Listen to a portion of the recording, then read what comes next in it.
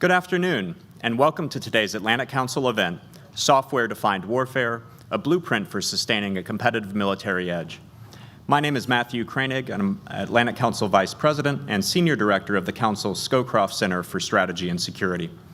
For decades, the United States and its allies have enjoyed a military and technological advantage that has allowed them to deter conflict and maintain peace in key geographic regions.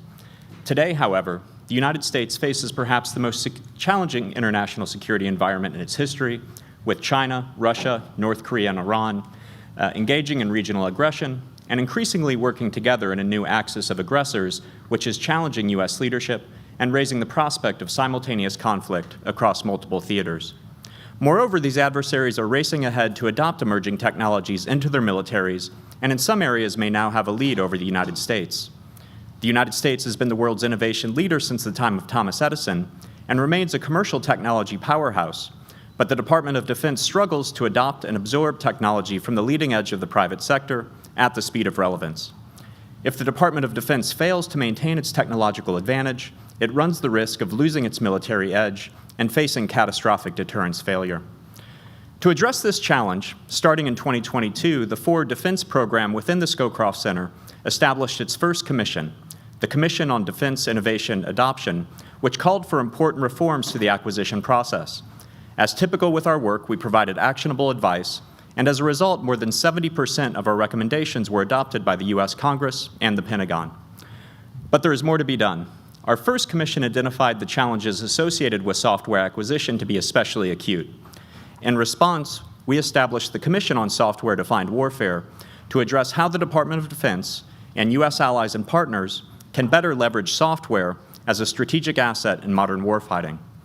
Over the course of 18 months, we assembled around a single table leading authorities with experience in government and industry who understand acquisition and software, not just to admire the problem, but to identify creative solutions to help the U.S. government better acquire software and hardware needed for a more lethal force. It is thanks to their insights from their cumulative decades of experience that ensures our recommendations will be taken seriously and help move the needle on this important issue. That is what brings us here today. Today's event will launch the Commission's final report and will feature 3 distinguished panels. Our first panel will feature a discussion with the esteemed co-chairs of our Commission, Dr. Mung Chiang, President of Purdue University, Dr. Mark Esper, 27th Secretary of Defense and Atlantic Council Board Director, and Christine Fox, former Acting Deputy Secretary of Defense and Senior Fellow at the Johns Hopkins University Applied Physics Laboratory.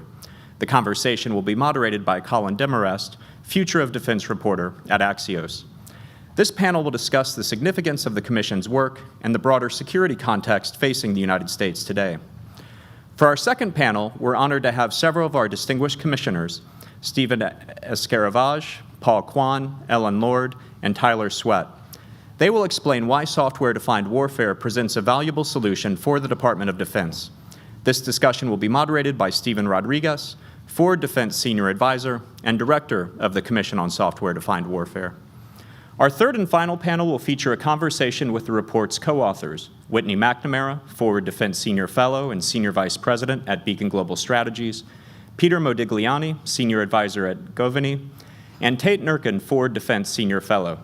This conversation will be moderated by Clementine Starling Daniels, Director of our Forward Defense Program. This final panel will provide an in-depth exploration of the Commission's key findings and recommendations. Convenings like this are central to the Scowcroft Center's mission of developing sustainable, nonpartisan strategies to address the most important security challenges facing the United States and its allies. The Center also honors General Brent Scowcroft's legacy of service and embodies his ethos of nonpartisan commitment to the cause of security, support for U.S. leadership and cooperation with allies and partners, and dedication to the mentorship of the next generation of leaders. Housed within the Scowcroft Center, our Forward Defense Program generates ideas and connects stakeholders across the defense ecosystem to promote an enduring military advantage for the United States and its allies and partners. Our work shapes defense strategies, capabilities, and partnerships essential for deterring threats and prevailing in future conflict. Today's conversation is public and on the record.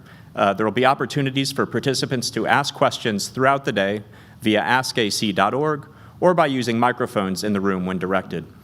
So thank you all very much for joining us today.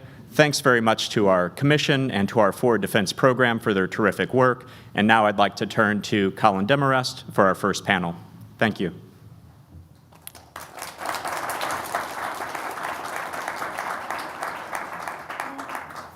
What's up, everyone? I am Colin Demarest, the author of Axios Future of Defense, and as you just heard, I'm joined today on stage by a killer panel here to discuss software-defined warfare and the new report I have no doubts you have read and now have a copy of. If y'all are cool with it, I'd like to just jump straight into the questions. Okay. Awesome. Secretary Esper, Secretary Fox, and President Chiang, what's the standout finding after a year and a half of work? What can't or shouldn't be missed in this document?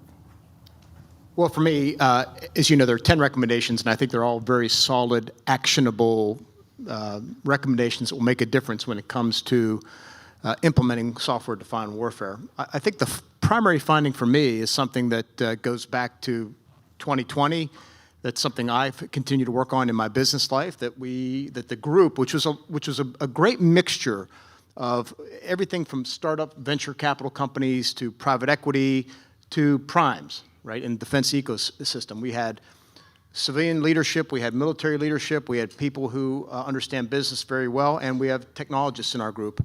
And I think the bottom line is this: if we don't pivot quickly to an acquisition scheme, contracting, and all the other internal mechanisms that DoD leverages to acquire commercial software far more quickly than we are today, then we will fall behind. We will lose our preeminence in the future when it comes to not just deterring future conflict, but winning a future conflict. Because today, unlike 75 years ago when the United States was the arsenal of democracy, hardware is increasingly, and in some cases solely, defined by its software, its brain.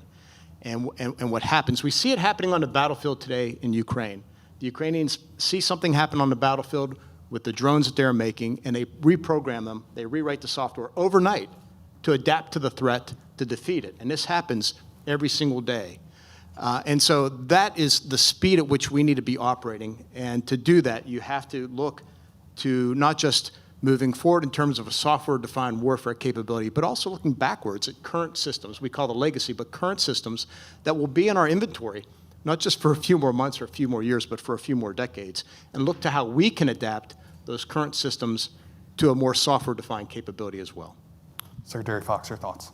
Thank you. So first, thank you all. It's for being here. It's a pleasure to be with you. I want to yes and Secretary Esper's. Absolutely agree with the acquisition points that you made. I would like to and data, our data recommendation. It's not new. We have asked for the data. We have asked for the data to be, brought together in a way that's accessible by all the members of the Defense Department. It's something that we've talked about for a very long time, going way back to even when I was there, but hasn't really happened. And yet, if we don't figure it out, we won't be able to achieve the vision and the power of software-defined warfare. So this report really echoes data. You've got to find a way in the Defense Department to bring the data together in a way that's accessible to algorithms, people, programs, all of it. So I hope that we'll make that happen this time. President Chiang.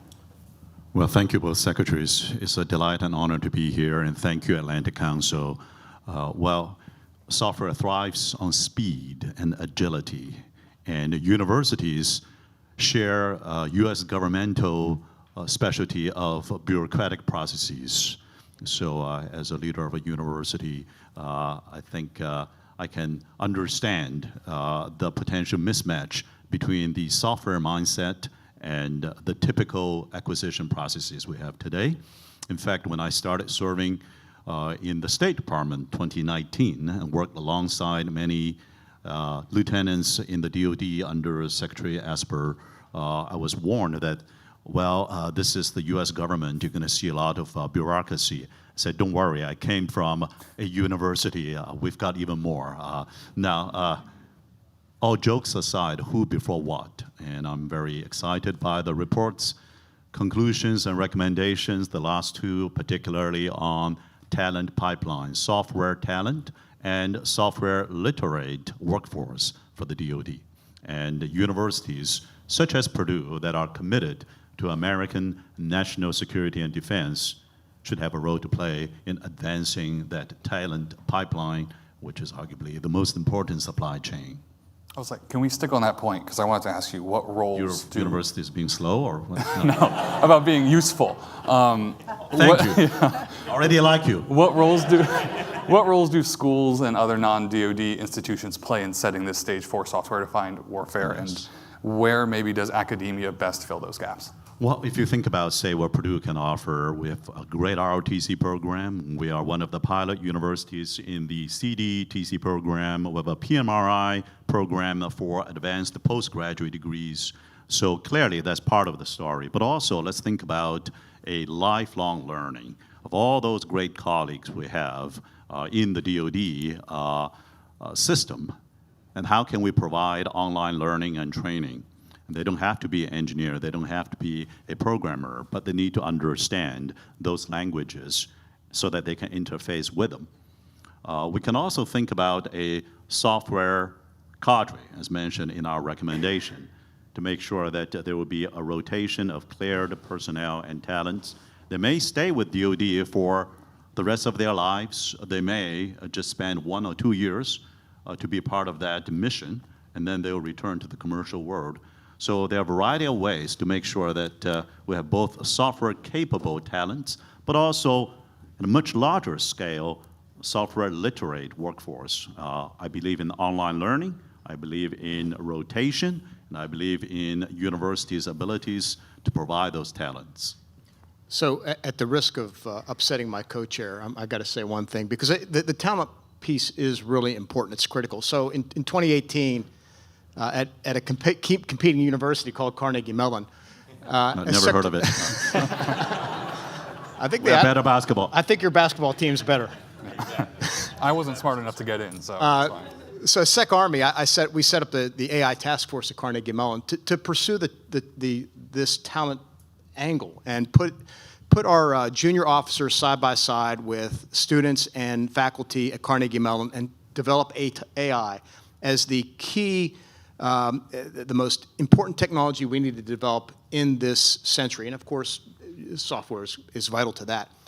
And so we recognized that, and that Carnegie Mellon now has been putting through a pipeline every single year of young officers, senior NCOs going out into the field so that we could do just what I talked about earlier, program on the spot at the end of a battle, before the next conflict, to do those types of things. And there are great schools out there like Purdue and others pursuing this, and I think we need to enhance those partnerships between DoD, and when I say DoD, not just the civilian side of DoD, but the military side of DoD, and these top-notch engineering schools that are out there to continue furthering our advancement, because what we have to do is get out of our silos, get out of our own bureaucracy, and partner with where commercial activity is really happening. It's in the schools, it's in startup companies that exist in everywhere from Austin, where we put Futures Command, to Silicon Valley, to Pittsburgh, you name it, all around the country. Partner with them, and if we can move at that pace, at the pace of technology, then DoD will be able to keep up and outpace the Chinese, which are the greatest strategic threat we face in this century. To stick to this point, one of the recommendations was a software cadre, a specialist you could disperse throughout the Pentagon and its commands. So from where do you source these specialists, and why would they say yes if they have benefits or even better pay elsewhere? So personally, I think this software cadre has to be people informed about software, about artificial intelligence, about what's going on in the commercial sector. We don't want people who are the programmers, and that's not where the report goes. We want the people who know how to work with commercial industry, to recognize the art of the possible, to marry the needs of the department with the software that's out there. And people like that, I think, are the force of the future. You know, we talk about digital natives. Well, today everybody's growing up using AI every day. And so I don't think it's going to be be a bridge that far to get to that, but we do need to be purposeful about it, and we need to recognize it can't just be at the junior levels. It has to go all the way up to the civilian and military leadership in order to create the environment so that software can flourish and be used and achieve its potential. So I think you want to think about a software cadre that way, more as informed people, knowledgeable people, and I think that's possible because it's such a privilege to work and be in the Department of Defense and to be a part of that group.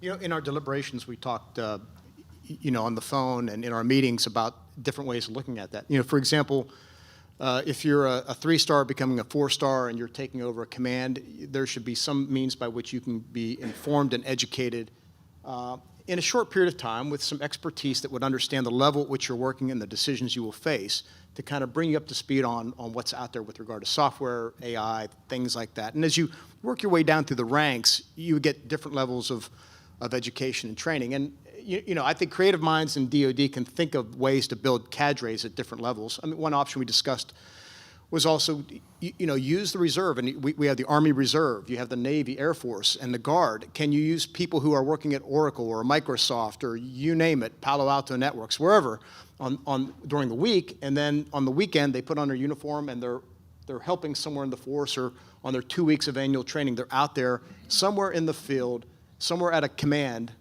and helping them develop the software, helping educate and do things like that. I think we're only limited by our imagination. If I may just add to some of these great ideas with 2 examples.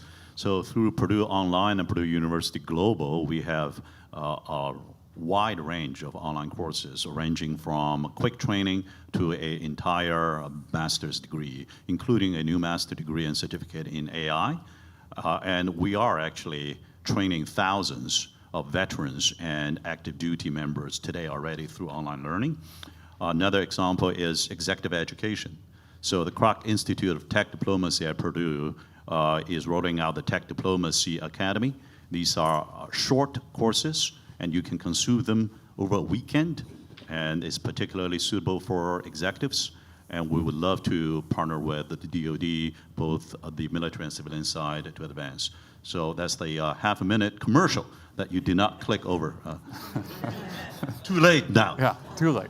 So why these conclusions now, right? This was not done in a vacuum. How will this break through the noise? And then is the Trump administration more amenable to these sorts of suggestions compared to the previous one, for example?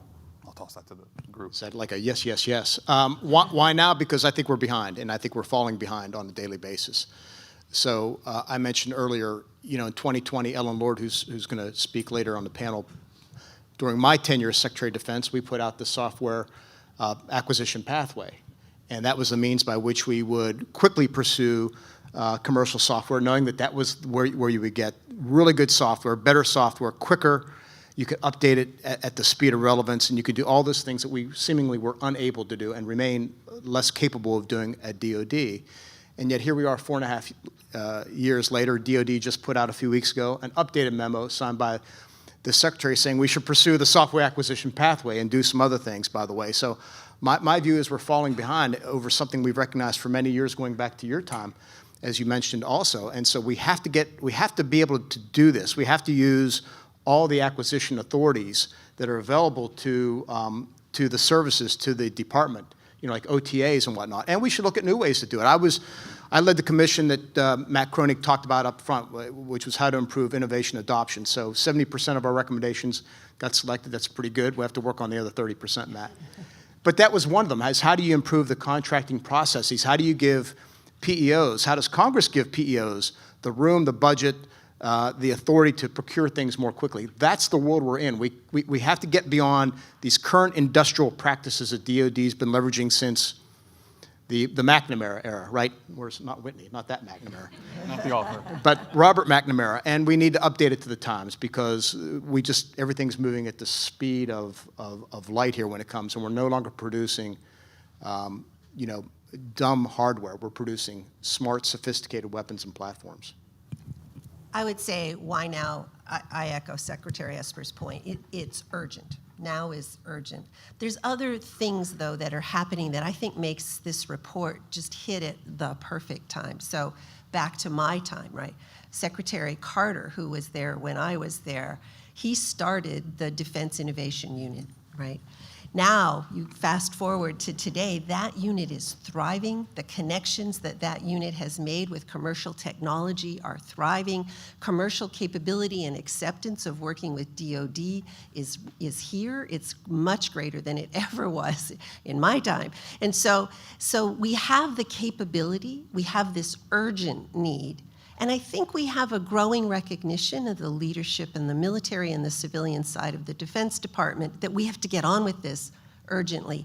And this report says these are some things to do to get on with it urgently. And so I think the timing is just really perfect, and I'm hopeful that they will follow our 9 recommendations. President Chiang. Well, recommendations 4, 5, 6, 7 in particular are highlighting 2 fundamental premises. Why software is different, right? First is that perhaps the DoD doesn't need to recreate, rewrite, and remake every software. The commercial world is moving very, very fast, and there is an openness in the connected tissue between the DoD world and that commercial world so that you can get the best out of that. And the other premise is that software is based on this notion that you're gonna start real fast, and you're going to keep iterating, and you never stop. So that agility reflected in the speed of getting up and running, the never-ending iteration, and then the notion that you always have different generations of software sitting out there because it's changing every day. Now, how do you ensure interoperability? How do you measure? And what we measure tends to improve. How would you measure that? Now, in the end, people respond to incentives. So the structure in DoD needs to provide incentives so that the people would say, I would like to respond to that speed, to that iterative spirit, and to that new set of measurement. So this is not something that's hard to imagine, right? We all have cell phones, and occasionally you get updates, and it pops up on your screen, and you open up, and you go and you say accept, and it says, or you program it to download overnight, and your system's updated based on threats to your phone, based on new things new capabilities they're trying to put in, you name it, right? This is where we need to be. It can't be that we've detected a new threat from the Chinese or the Russians, and oh, by the way, let's go to the PEO and let's do a contract, and that takes 8 months, and then we'll develop the bug fix, and that'll take another 12 months, and then we have to send it out, and that has, I mean, we can't, by that time you're on the 3rd threat development by the bad guys. We have to be as agile as as those downloads, those updates that you get on your phones. So it's an easy future to imagine. It's just a matter of getting the processes, the authorities, and the resources to work that way in concert to do that continuously, much as is done in the commercial sector, which is our main emphasis, is buy software from the commercial sector as much as you can, no bespoke solutions if you can avoid it. And just real quick, that doesn't fit with requirements, procurement, and sustainment in different pots of money over different timescales. You can't turn in a day with that system, and our report says just don't even try that for software. Yeah.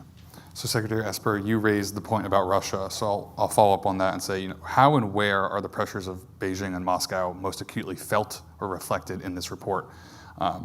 Who has the advantage there when we're talking about software-defined hardware, and who can maybe move most quickly? Because the whole report is about speed, more or less. Well, they're both very capable countries when it comes to technology. What concerns me most are the Chinese, because they can combine not just technology, but diplomacy. Economics is the world's 2nd largest economy. They have the largest military in the world, the largest army, the largest navy. Their air force is growing. Their nuclear capabilities are growing. So they are my greatest concern, because I think they have the ability, with 1.4 billion people, to apply their best talent to it, to apply as much capital as they want to dominate a particular technology or a particular industry. And we've seen them do it in everything from rare earth materials to solar panels to shipping, right? They have nobody builds more ships in the world than they do. They have 50% plus of the market. So they concern me the most, because if they focus on a technology and apply enough talent and resources, they can quickly outpace us. We saw that recently with what was a DeepSeek in AI. So they concern me the most, and they are the ones that are most challenging us, certainly in the Indo-Pacific, and have ambitions by mid-century, to overtake us as the world superpower and the one driving international relations. So that's my biggest concern, and that's why, for me, I always come back to China is the adversary we have to watch. They're very capable, they're very good, they're very patient, they're very sophisticated. They have advantages, but we have better advantages. And the best advantages we have the greatest innovation economy in the world with some of the best companies out there, VCs, you name it, that are creating cutting-edge technology each and every day. And we take that and we apply it with very rich capital markets in the tens of trillions of dollars. All they need are the right signals from government to buy that technology, and the means for government, DoD in particular, to have the means, the contracting, everything to purchase that technology, and we'll lap the Chinese when it comes to technology if we can unleash America's innovative economy.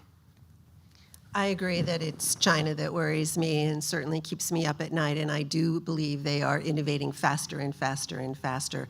And so that's where the urgency that we feel in our report comes from, but I absolutely agree. We still have the innovation edge. The problem is not innovation or technology. The problem or the challenge for us is adoption. That's why our report is so focused on adoption of these capabilities. On that point of adoption there, well, money is tip of the spear. So how do we budget acquisition and sustain them? Software is very different. A lot of the commercial world of software, including larger companies and startups, they do not say, well, here is the box, I'm selling you the box, pay me the money, now I have the box. No, it's a service-based revenue model for them. And are we, as a country, ready in DoD and other agencies to be able to respond to that kind of a pricing structure? And how do we estimate how much are we spending if it's going to be a recurrent expense for the service model and the upgrade model going into the future? But that's where the commercial world, that's where the entrepreneurs are doing, and we need to meet where they are. To this point of dealing with industry, the report mentions needing market intelligence. What sort of market intelligence would be most important or valuable to the Pentagon? And the Pentagon deals with gathering intelligence every minute, every hour, every day. Why don't they already have incredible market intelligence? Well, two things. First of all, because I think it's worth noting, when I entered office as Secretary of the Army in 2017, the relationship between I hate to say Silicon Valley because that's not, but between some tech companies and DoD was not very good. And then it was Joe Dunford, who was chairman of the Joint Chiefs of Staff under Jim Mattis and eventually with me, was the one who said, hey, we're the good guys. Remember, we're the good guys. And so I've seen a complete game shift from 2017 to certainly for today in terms of what we see out of the tech community, more than willing, bending over backwards to try and help DoD to try and build the latest, greatest when it comes to weapons and munitions and sensors and AI and you name it and so forth and so on. And my concern is if we DoD don't improve our procurement and our resourcing and everything else, some of them are going to give up. They're going to say it's too hard. I can't get the returns. I can't meet my investor demands, so forth and so on. What's that timeline look like? When do they give up? I don't know. Maybe some already have given up. You have some great people out here, some on the following panel, that you should ask that question. But that's my concern, is that they give up on DoD and they end up making an app for this or an app for that. And that's not what we need. We need them in the game because they are what's going to keep us ahead of the Chinese. That's number one. And then I forgot your first question. But about market intelligence, what do they need to know that they don't already? DIU has been tremendous. DIU's out all over. They have a great leader there in Doug Beck. I hope he stays. And they're out there making the rounds. I see senior leaders, uniformed and civilian, out making the rounds in the VC community. But I think if you can open up more opportunities for technology companies, not just the big boys, but the small ones as well, to come into DoD to kind of engage. And I know in my work with SOCOM in the past and to the degree I interact with them today, they are very good at this. And other parts of the DoD community are very good as well. And I'll steal a page from Mung's promotional playbook and say, my own Army Futures Command does a pretty good job as well down in Austin. But I think the more that they can open up, the more they can, DoD now can tell the venture community, the technologists, everybody, what they're looking for, what do we need, and allow us to come up with those solutions, all the better. It's all out there. Oftentimes the issue gets to when is the contracting, are you going to get a contract? Where's the money? How long will it take? How long are you sitting out there in the valley of death with your 10 people trying to survive so you can get to that appropriation that comes from Congress? That's the part we need to get rid of, and we talked about that in our first commission, is kind of closing those gaps.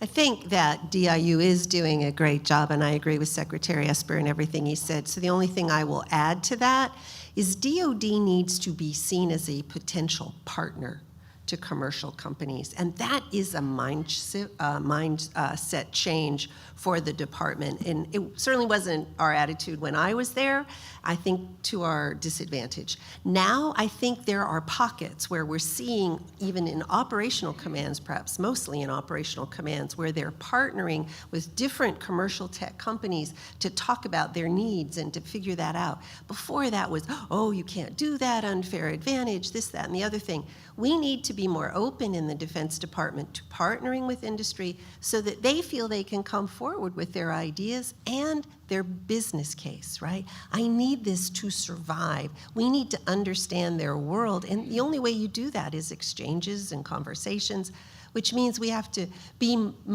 a much better place for them to come and want to work with. President Chiang.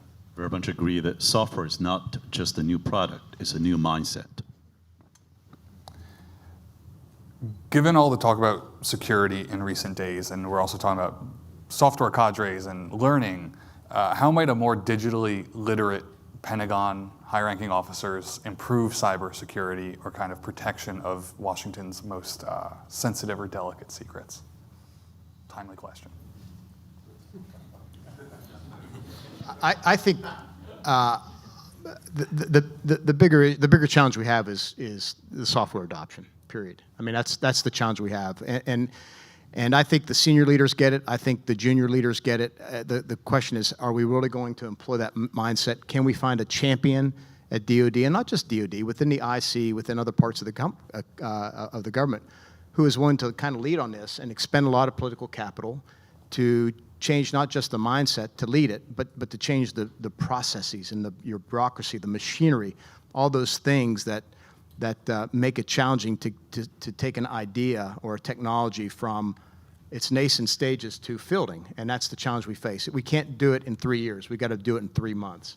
That's where we're at, and we have to do it repeatedly over and over and over again.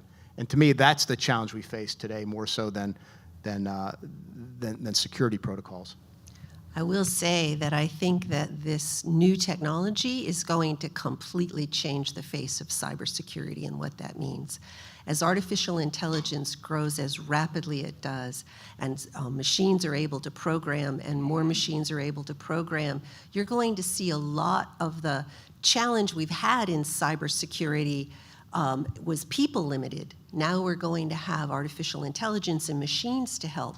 Our adversaries are too. If we don't adopt this kind of technology, I think we're going to be more vulnerable in terms of cyber attacks. And if we do, I think we're going to be more powerful. And so again, it comes all the way back to software-defined warfare. And I think cybersecurity is, yes, it's a risk, but it's also an opportunity. We've just got to embrace it. Anything to add, President Chiang? You ask very polite questions. Before we go any further, I would love to open it up to the floor here. If anyone in the audience has a question, raise your hand, and there are mic runners somewhere. Let's go. Yeah, you right there. Thank you. Good afternoon, everybody. Thanks for the report, and congratulations for it. My name is Dorian. I'm at George Mason University. Just a question related to the software and its production. A lot of it is produced outside the United States, including in the industry. How does maybe the report, if it addressed this issue, how does it deal with the allies and in the countries that the software is produced?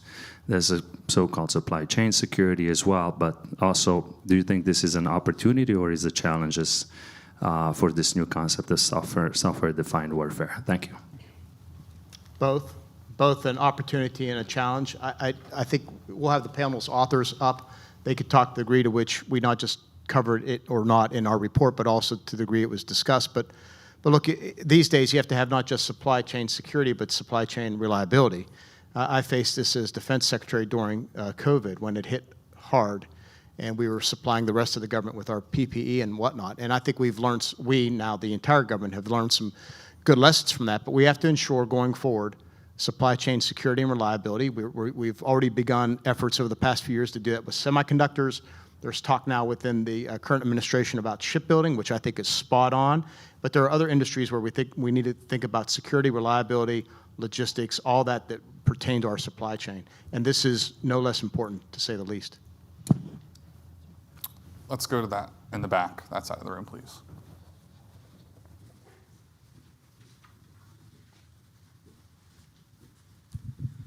Thank you. Dr. Jonathan Sharma from Northrop Grumman. I took a chance to scan through the report. It looks very good, but I had a bunch of questions, but one of the comments made by Secretary Fox that you said raises a question for me. You said no bespoke software, and so that kind of raises a question in my mind, such that if we're only buying COTS software as the foundation of this software-defined warfare, how does that kind of give us a military advantage if it's a commercially available software that anybody can go out and get? Just trying to wrap my head around that. If you can elaborate on that, please. Sure. I think what I actually said was that we are not trying to build a software cadre of people who do programming inside of the government. And so I do think there will be cases where we need bespoke software within our hardware systems, for example.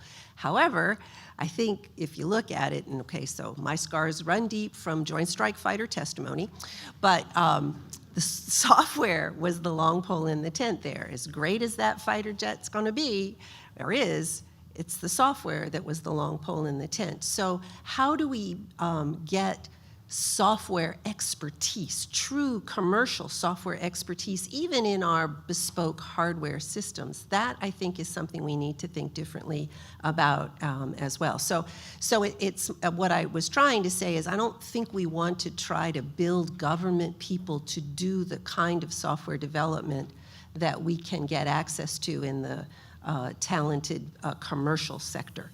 But no, I did not mean to say we would never have bespoke software in our hardware systems, but we've got to do a better job with that. I think we have one more in the room, and then I have to go online for one question. In the back, yes. Hi, thank you. I'm Jen Wilson with Nominal, and it's encouraging to hear the recommendations to adopt more commercial innovations for defense-specific problems. And my question for the panel is whether you can speak on the role of test and evaluation in delivering software-defined warfighting capabilities on time and at scale, and particularly what digital capabilities are required to meet these smart, sophisticated systems where they are, because at the end of the day, it is all about the data. The short answer is yes. We have to have those capabilities. We talk about it in the report as a recommendation. And it's not just you have to have more than just the means, but the capacity to do it as well. So, during my time as Army Secretary, we had testing ranges and we were able to do that. But because we didn't have sufficient capacity, it would take 8 months to get to a range, and that's just not enough time with software. We have to have enough capacity of the test facilities and whatnot to do it real time, right?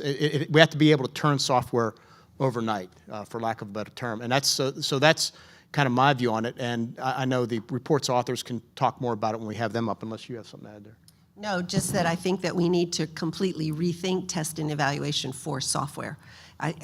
Our current system works great for hardware. Well, it might be a little slow, but it works for hardware. It's designed for hardware. We need new systems, just as Secretary Esper said, for software. Indeed, and it has to be also continuous, because what has been tested yesterday may not be proper or secure or functioning today. So to that point, just the last thing I'd say is we tend to do this for good reasons at times in the government. But in this space, look, we can't let the perfect be the enemy good, right? Do you want to keep testing software for 10 months before you deploy it? Or if you think you got a really good solution at 1 month, get it out.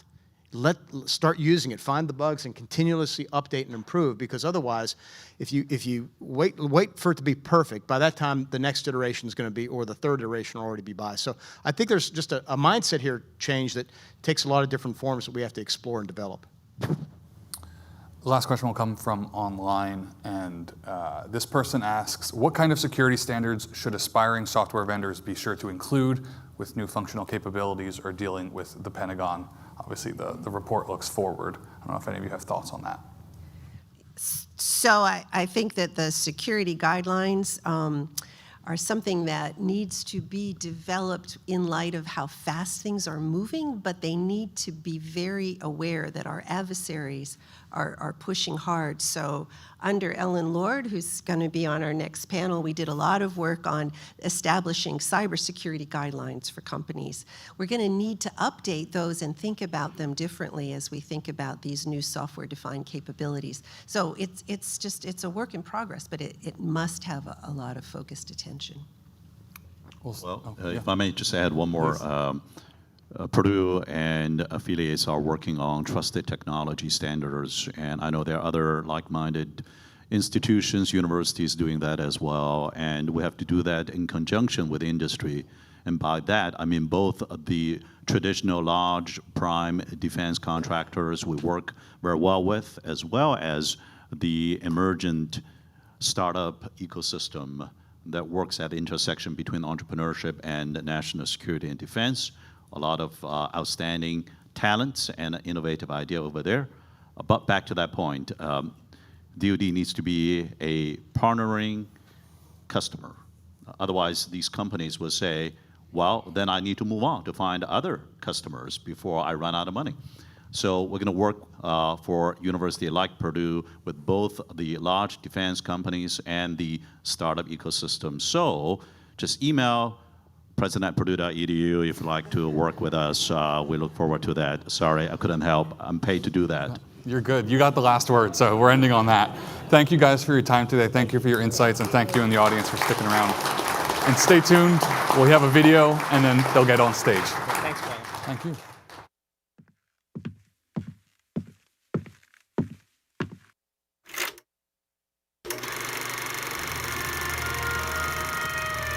In 1940, as Europe descended into chaos and the threat of World War II loomed, the United States faced an urgent need to rearm and prepare for conflict.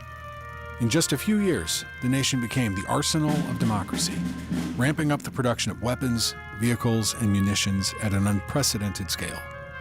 This industrial mobilization not only supplied the Allied forces, but also highlighted America's unparalleled ability to quickly adapt to a changing world.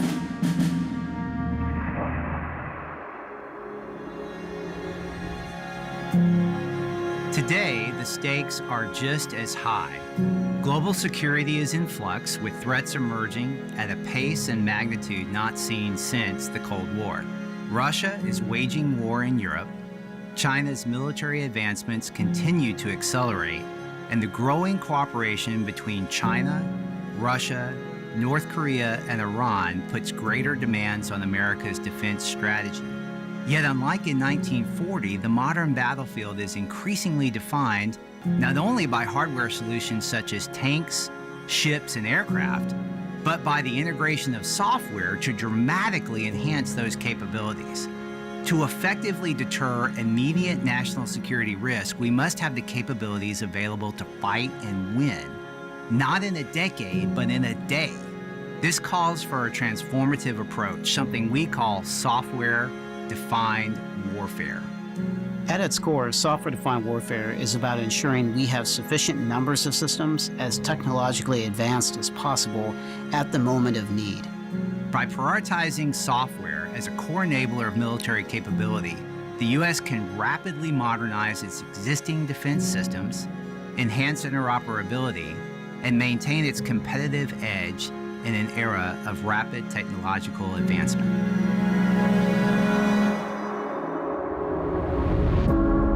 In World War II, America's industrial might was crucial to the Allied victory, as factories quickly shifted from producing cars to tanks and aircraft. However, today's modern battlefield demands more than just industrial production. It requires software that can rapidly adapt legacy systems to changing threats.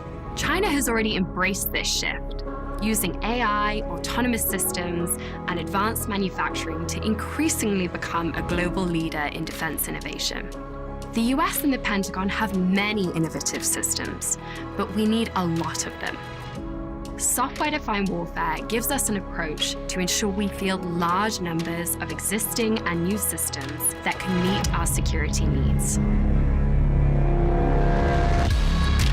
Software-defined warfare offers a pathway to break free from these constraints and quickly build a U.S. defense enterprise capable of meeting today's security challenges. The Atlantic Council's Commission on Software-Defined Warfare calls for integrating software across all military domains, modernizing acquisition processes, and developing a skilled workforce to support these efforts.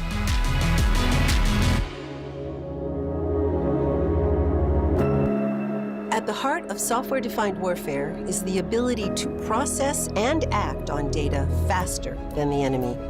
Today, the U.S. Department of Defense lacks a unified, scalable approach to managing its vast data resources. The Commission on Software-Defined Warfare suggests creating an enterprise data repository and investing in AI enablers. This would ensure critical data is organized and easy to access when needed. By pairing this repository with AI-ready tools, the DoD can empower decision makers with actionable insights in real time. But it's not just about data. We also need a skilled workforce that is trained and equipped to leverage next-generation software solutions. The DoD needs a software literate workforce to effectively harness these capabilities for modern warfare and maintain the United States' competitive edge. To achieve this, we must create a comprehensive modular software training program that combines digital and in-person learning tailored to the specific needs of various roles and missions across the force. And there are universities in our country that care deeply about America's national defense and security to partner with. Of course, none of this can happen without investing in people. Expanding training programs and working with academia and industry to build a skilled workforce is key to making this transformation work. The global security challenges we face are significant, and we have solutions. We just don't have enough of them. By focusing on the 3 core pillars of the software-defined warfare roadmap, technology, processes, and people, the DoD can ensure its defense systems are up to date and fielded in the numbers needed to maintain its strategic advantage for the 21st century.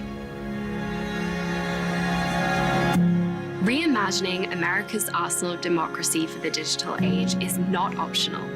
It's essential. Just as America rose to the challenge during World War II, tapping into new approaches like software-defined warfare can unleash the economic and military strength needed to deter, fight, and win tomorrow's wars.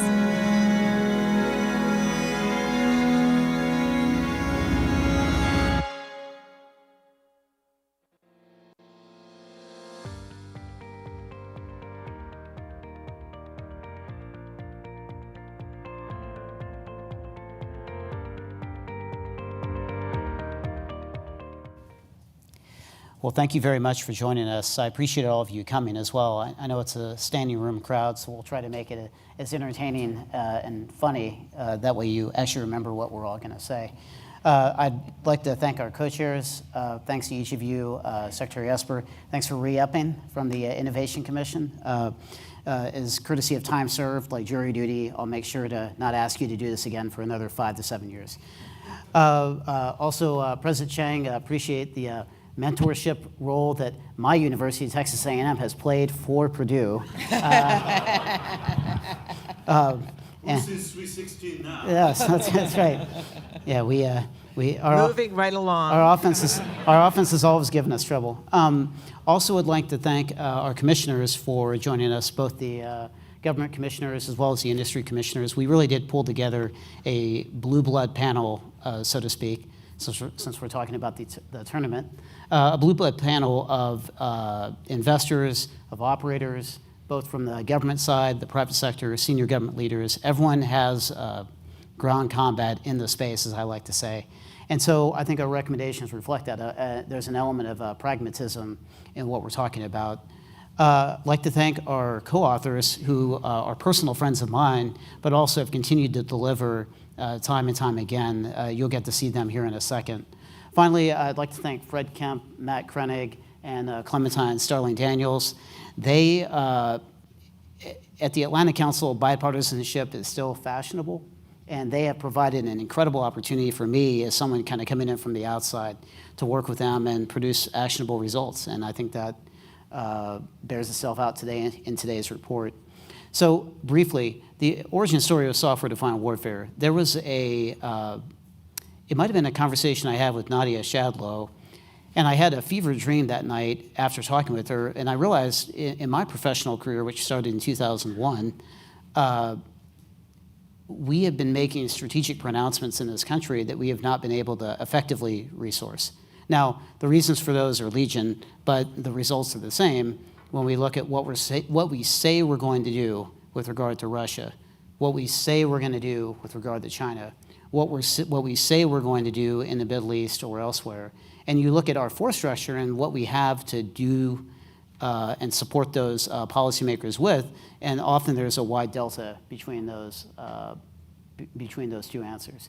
So software-defined warfare attempts this commission on software-defined warfare and this memo I wrote to Clint Hinote, who's here in the audience, and a commissioner. You saw him earlier on the screen, and let's see, General Spalding and General Holt hit on many of the themes that we're trying to cover in the commission, which was saying, hey, look, lines of effort that you see in the report, we've got to find a way to rapidly update, do more with what we already have, as Secretary Esper highlighted. We need to find a way to start with kind of software first, hardware-enabled systems. The report highlights this quite a bit. And then finally, enhancing the digital enterprise. So currently, I think the tagline is Make America Lethal Again. Well, one way to make America lethal again is not requiring a week of training to upload your receipts on Defense Travel Service. Yeah, that's a knowing laugh. Let's get into this. We've already had our commissioners on this panel introduced. When I first pitched all of them on being a part of the Commission on Software-Defined Warfare, I said, look, you're not here for your looks, you're here to get to work. As you can see from some of us, like Tyler, they did not completely get that message. But they have done incredible work on this commission, and I look forward to hearing what they have to say. So Ellen, the report's out there. Where do we get started, and how do we balance speed of implementation versus impact? So the challenge the department has, in my opinion, is that we have global threats, we have emerging technology, and we have a system from requirements to procurement that is really fashioned around a time 60, 70 years ago when the government basically funded most of the R&D and innovation. Now we have the flip situation. So here we have all these recommendations. I think what would be useful to do is to go to the building, go to the Pentagon, to DoD leaders, and really highlight where things are being done very well in the department. We have some great silos of excellence, if you will, and the authors have pulled out many examples. I think we highlight where things are being done well, and then talk about the fact that the challenge is to scale that at speed. Now, that doesn't mean everywhere all at once. We have to be thoughtful about that. But it also requires making sure that we leverage what I will call existing infrastructure. So we have a lot of groups within DoD that are very capable. Let's them train everyone else. Let's make sure we realize that DOD essentially has Congress as its board of directors, and we need to continue that conversation. Not everything can be done without the appropriators and the authorizers. So what I would say is you surgically go to those members and staffers who understand software, understand the stack, understand all the different ways we can implement what we're talking about, and have them be part of the solution. Also, we have a new Defense Modernization Caucus, bicameral, bipartisan, looking for projects to work on, use all of that. But everything's a campaign in DC. So we need leaders at all echelons within DOD to pick a few of these recommendations, find the people who are really implementing these behaviors, these skill sets, have them as the examples, and then make sure you roll it out and measure results. Human beings have to be responsible in each of the military services, the agencies, OSD, and there have to be dates by which they deliver. The Navy's doing a great job of this right now. Justin Finelli has really, I think, distinguished the Navy in terms of software development accountability. So, Paul, what does it mean to be a technology company serving and supporting the Department of Defense? As a major investor, you've invested in a number of these technology companies. So, as an investor, as a board member, someone who has fiduciary responsibility of helping manage and governing and supporting these companies, what do you look for when the company says, "Hey, we're serving and supporting the Department of Defense"? It's like a metaphysical question, Stephen. That's so a lot of companies talk about their mission, they talk about their pace of innovation in the defense tech world. I think it is a different mind shift when you sell to the DoD. And you have to think about understanding the DoD. It's not a company, it's not a business, it's not named DoD, Inc. The mission is to defend the United States and democracy and the Constitution. And as the veterans on our team like to say, there are very few companies in technology who build products where the users freely and willingly may sacrifice themselves to use that product. So you have to build with a lot of intentionality and build the right way. The second thing is actually really interesting. This really is a message to a lot of defense tech companies. I was talking to one of the CEOs of one of our best companies, and I said, "What's your biggest problem right now?"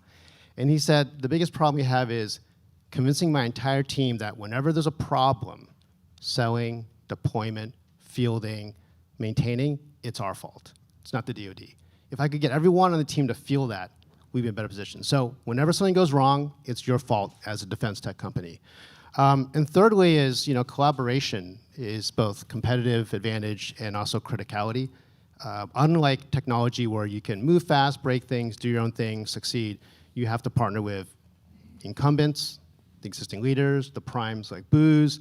You have to work with policymakers, obviously the entire procurement and acquisitions process. And that's the only way you can really win. One of the industry commissioners, Helsing, partnered with another industry commissioner of the port, Saab, and together they got the fastest program record, on contract. So 3 things. You got to understand the DoD mission. You got to understand collaboration. You have to understand when things go wrong, it's your fault as a defense tech startup. So, Steve, what are implications of this commission on industry? I think we had some earlier questions asking about bespoke software. Then we have this big push for new entrants, new startups coming in. But we have a large heritage defense industrial base that also fulfills many important goals and objectives by the department. So, as someone currently in industry, what's your perspective on the implications of this report? So I think with the new acquisition memo, you can see that some of the new start programs are going to align very closely with the recommendations that are in the report. The problem, though, is that will take too long to have new starts replace all of the capabilities that we have today. So I think the responsibility on industry is to not just wait for the department to create all of the demand, but to go back and look at our existing portfolios, look at the work we're doing today, the platforms we support, the programs we support, and try to implement all of these recommendations today. Back to your point, Paul, there are so many excellent companies who are coming along, and they have that 80% solution to a problem, but that last 20% might be the thing that's stopping them today. I think it is existing industry's job as, American industry to try to pull them in and pull them across to get that last 20%. Tyler, we're currently in a full year CR with many, many asterisks.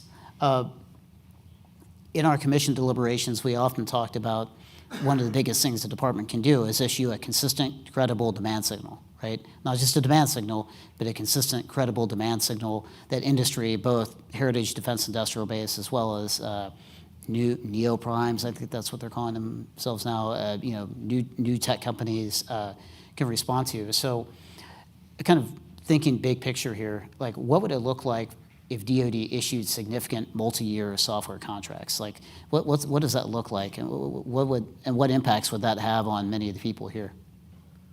Yeah, I think where you get the most bang for the buck, I think we most quickly go to the revenue associated with those vehicles, which is good, don't get me wrong.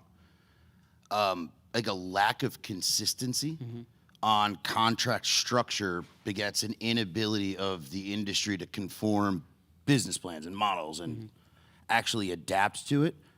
I think historically we've been fortunate, the American sort of innovation engine usually outkicks coverage. I think we've been fortunate with private capital, hopefully for a long time, but at least for right now, like defense tech has kind of become the new crypto, which has been great. I get concerned that there is a lack of consistent opinionation from the government on whether it's intellectual property, whether it's, derivative works from, autonomous or machine learning sort of enabled systems, whether it's contract structure, or T&M versus cost plus. That inconsistency and that lack of opinionation creates confusion. The previous panel, some of the panelists here have talked about some of the challenges. Hey, it's always all our fault. There's a part where people are going to take their ball and go home. So I think the opinionation and the consistency to me is more important than big macro sort of multi-year. I think the Forge Act or whatever that becomes will address some of that. I think it is the leadership within the department to impart consistent and enduring sort of opinionation that keeps pace with industry and helps to actually build a market. People confuse capital and contracts. Like private capital is not the same as contracts, right? If I don't want to pick on NATO. They put together this NATO Innovation Fund, amazing project, took a lot, let's call it $1 billion. If they'd bought $1 billion of stuff, that would have led to $3 to $4 billion of VC funding. But they spent the time getting $1 billion of money to invest. So capital is not the same as contracts, and that's the flywheel that Secretary Esper was talking about, that Tyler was talking about, to keep this crypto train going. That's what builds capability and capacity, is getting dollars on contract. Steve, one other part to that, though, too, is too often, even when there are large contracts let, it starts with let's do a very small scale pilot or prototype, and then we're asking these innovative companies to engineer something, but they're engineering towards that pilot. And we've talked about this in the commission meetings. You get stuck in that pilot purgatory, is you have too many pilots. You have not gone all in and tried to fundamentally engineer something that can operate at scale. And I think that's one of the biggest challenges in working with companies who are creating capability to push, large scale impact, but then we're being asked to, let's do a 12-month prototype or pilot. It does not work anymore. We do not have the time for that. We need to make big bets and go all in and pick some winners. Yeah, and then there's a pause of another 12 months before the next contract is let, and you can't make cash for the week. Yeah, which is exactly why Paul Kwan, the resident venture capitalist, is here to continue putting good money after bad. Yeah, hopefully not, Stephen. Yeah. Is this live? Is this taped? So actually, let me ask a follow-up here.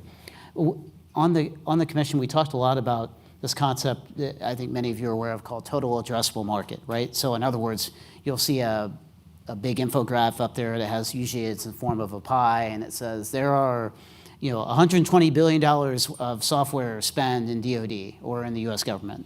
And so we talked about that, and we said, well, okay, well, someone could come in, outside of DC and say, well, that looks like a credible demand signal to me, But we talked a lot about, well, how much of that is actually available to a venture-backed startup and their business model vice a heritage defense industrial-based player. So any comments on that, or can you shed some additional color? Maybe start with Steve on this, and then feel free to jump in. Yeah, I was looking recently at some of the larger programs where we're partner, very typical on a program. We'll have up to a dozen partners who will provide different capabilities to include many, many great software companies. And historically, if you asked me 5 to 10 years ago, the software component of the overall program was probably between 5 and 10%. And now you're seeing programs, large, impactful programs, where more like 25 to a third of the total program is just pure software buys. And I think that's a good thing. But it begs the question too of, if you have a powerful piece of software, what is the total cost that it takes to configure it, implement it, operate it? And I think looking at that whole piece of the pie and then saying, this is the total addressable market, and then companies can try to figure out what part of that do we want to support, how can we expand the core capabilities of our products in our roadmap to try to address more of it. The goal would be hopefully that, with the introduction of AI and other capabilities, the products improve too, so they don't take so much to operate and maintain them over time. Does that make sense? Mm-hmm. Yeah. But I think the budget structure itself makes it difficult to figure out how much software is actually in there, which is another big point of debate that the PPBE Commission really looked at. Because I think unless you're have been part of this ecosystem for a long time, even though there's $800 billion plus there, it's very hard to understand where you go to get some of that and who you go to get some of that. I mean, even half of that is one of the biggest markets in technologies, Stephen. And so I think about how do you, in our world, build products that are, 1/10 the cost of alternatives, that are 10x more performant. So in theory, you get 100x gain of performance and efficiency. And then you think about all the efficiency you can have to save money, right? Because again, this has to save taxpayer money. And the other thing I'd just say on the market side, Steve, is everyone focuses on systems and capabilities and land, sea, air, cyber, space, information, economic warfare, operational stuff. There's a whole other stack of software we need to have to better build, better design, better manufacture, better test and measure. We talked about that. That has to move in parallel, which is a separate TAM, but also even critical to deliver all the stuff we have to have. So think about that as well. But that brings up a really good point. I think it's not particularly understood within DoD because there are not all that many software literate people, that there is an infrastructure, if you will, required to develop software. And we have lots of different pieces and parts being used. Tyler? But a lot of this, I'm sorry. No, go. I will not interrupt Ellen. No, please, please, please. I just 2 points. I mean, one on the TAM, right? I think specifically when you talk about DoD, you're talking about TAM sort of like as it was. You're talking about yesterday, right? If we're making the assumption that things have to change, we haven't really enabled and empowered software-defined warfare, we haven't built the capability or the literacy, then the way we've done it yesterday won't be the day we do it tomorrow. So for folks who look and they see, people, there's consultants everywhere with reports on how much software spend is available. One, it's a little malleable. Two, right, department hasn't passed an audit in forever. So nobody really knows where the money is. So there's money you can go shape and work on the Hill for. And then on the infra side, I think the biggest opportunity for the DoD is to stop duplicating the same pieces of infrastructure every time and calling it an innovation program or a software factory. Right. So I think this really takes us back up to requirements. Yep. And part of the challenge of understanding the total addressable market is that we have typically so overspecified what needs to be done in software so that it ends up being that bespoke software we're talking about. And of course, at the application layer, you need very specific things. But the challenge is that I don't believe, and we say this in the report, that it's appropriate for software to go through the joint requirements process, right? The JROC process, oversight process. So, or joint Requirements Oversight Council, the JROC, for the JSIDS process. Because the point is that what we're then doing is getting ourselves stuck back in the cost plus, build it to all the KPIs that we're coming up with, instead of just saying, here's the capability gap we have. How do you solve it? And oh, by the way, here are the things you need to interface with. Right. And I think if we did more of that, along with a different budget structure, then it would be a lot clearer what that TAM is. So that was, there was a question I had where it said, it went something like, Ellen, what would be useful from a requirements point of view to ensure it is written broad as... Well, let me say a little bit more about that, Stephen. I'll show myself out. If you don't go through the JROC process, the logical question is, what do you do? And there are all these acquisition authorities out there that allow you to do things differently that Congress has given DOD. So, for instance, you could use middle tier of acquisition. Then the lead of any agency or military service can define a requirement, and you can jump in there and get going. And I think that's a much more natural act, would bring a lot more companies in and get capability out there faster. So continuing on this thread, Paul, how would, we talk about software talent, right? We need talent. Talent's one of the main reasons venture-backed tech companies fail. They have bad talent and then they run out of money, not the other way around. So how do we drive software talent immersion? Mung talked a lot about this, the immersion of talent inside the Department of Defense workforce, and particularly at the mid-grade level. So we talk a lot about senior officers going to, some university, a Purdue University class. Then we talk about the junior officers going to Code Academy or whatever, learning how to code the latest thing. But what about the mid-grade officers, the ones that are really run the Pentagon? Yeah, I think this middle layer, the sticky middle, in terms of like awareness and understanding of technology, I think is the critical thing. Secretary Fox talked about as well. Just to give you a sense of like AI, so Y Combinator is like the biggest startup factory in Silicon Valley, and this quarter's cohort, something like a quarter of those startups, 95% of the code was AI generated.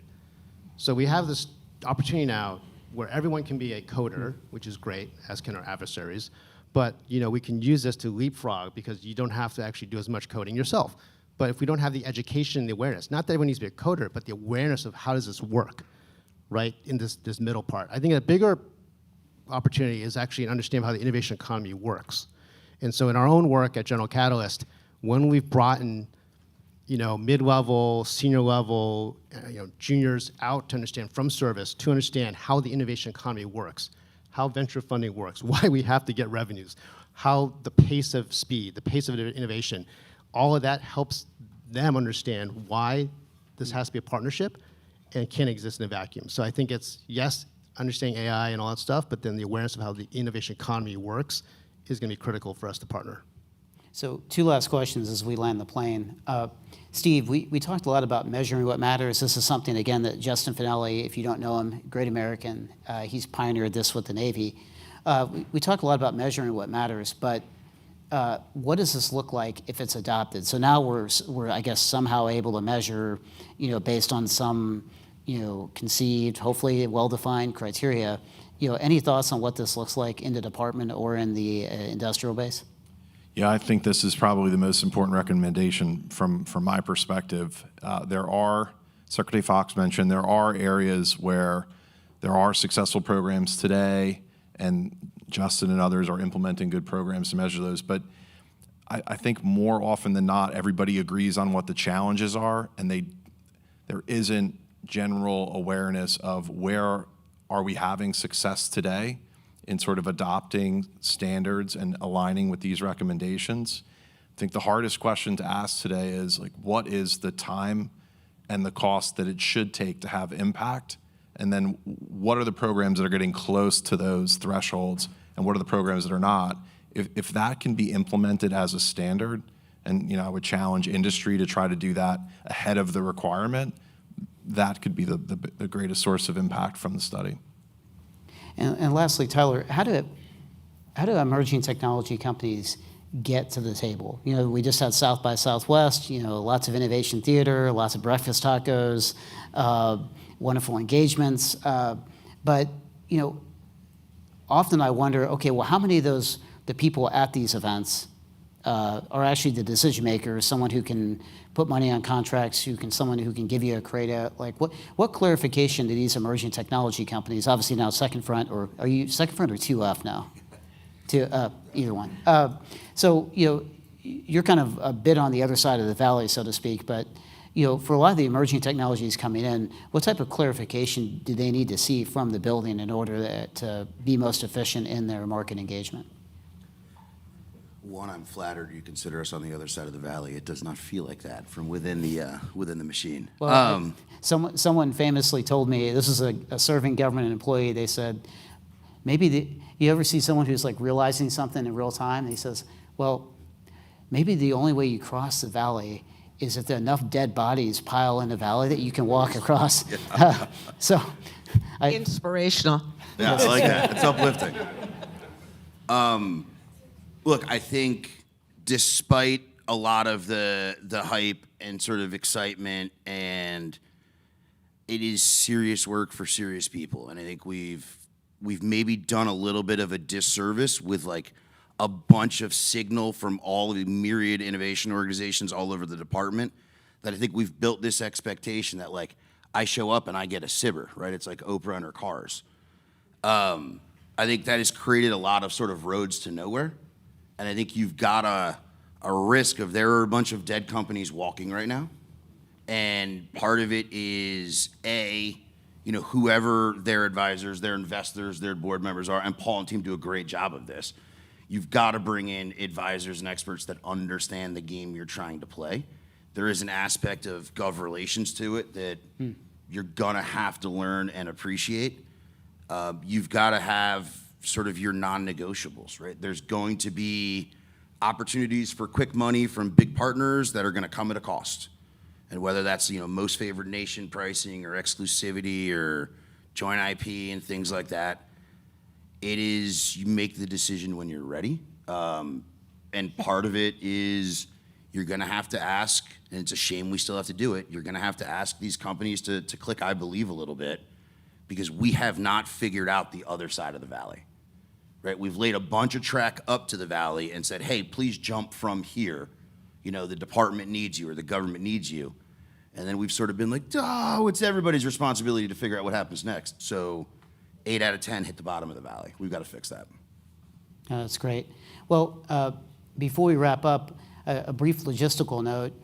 We have if you stay for the reception, we have a specialty cocktail. Colin Demarest from Axios has said the way to find out what this cocktail is if you add him to your Signal thread, and then he will let you know. Please join me in thanking our panelists.